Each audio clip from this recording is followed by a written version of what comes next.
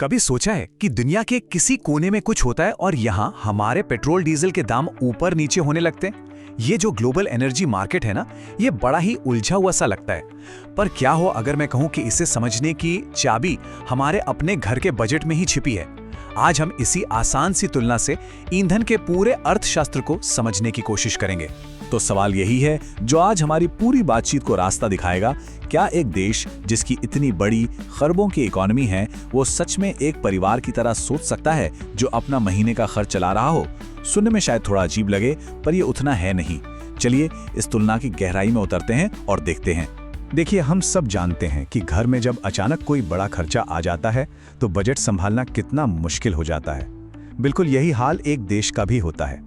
तो आइए देखते हैं कि जब हालात मुश्किल होते हैं और संसाधन कम पड़ने लगते हैं तो एक राष्ट्रीय बजट की ये समस्या असल में दिखती कैसी है। जरा यहाँ देखिए, एक तरफ है घर जहाँ परिवार के सदस्य हैं, उनकी आमदनी है और सबसे जरूरी काम है सबका पेट भरना।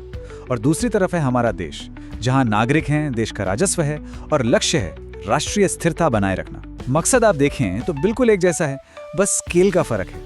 लेकिन दोनों का जो मूल सिद्धांत है वो एक ही है, पहले अपनों का ख्याल रखना। लेकिन तब क्या होता है जब कोई बाहरी संकट, कोई बाहर की मुसीबत दरवाजे पर दस्तक दे?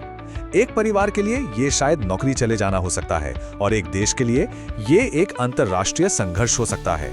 तो चलिए देखते हैं कि कैसे दुनिया में होने वाली कोई एक घटना हमारे अपने घर यानी हमारे देश के बजट को पूरी तरह से हिलाकर रख सकती है।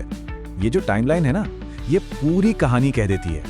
28 फरवरी पश्चिम एशिया में सैन्य हमले होते हैं और दुनिया भर के बाजार में हलचल मच जाती है। और जरा इस बात पर गौर कीजिए कि रिएक्शन कितना तेज था। एक महीने से भी कम समय में 26 मार्च को भारत ने अपनी अर्थव्यवस्था को बचाने के लिए एक बहुत बड़ा कदम उठा लिया। ये एक डायरेक्ट रिएक्शन था, मतलब एक वैश्विक चिंगारी ने एक घरेलू आर्थिक आग को भड़का दिया था। तो उस हमले का सीधा असर क्या हुआ?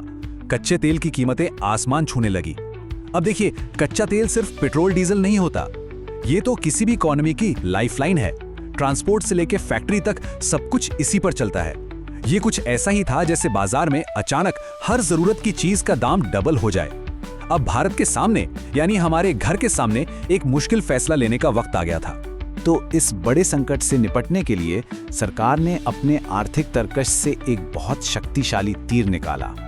आइए समझते हैं कि ये हथियार आखिर था क्या और इससे इस्तेमाल कैसे किया गया।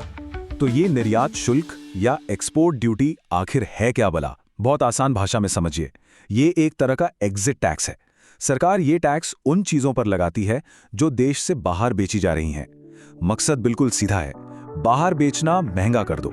इससे कंपनियां अपना माल बाहर बेचने के बजाय देश के अंदर ही बेचना पसंद करेंगी, खासकर तब जब देश में उस चीज की जरूरत हो। ये वही पहले अपना घर वाली पॉलिसी है।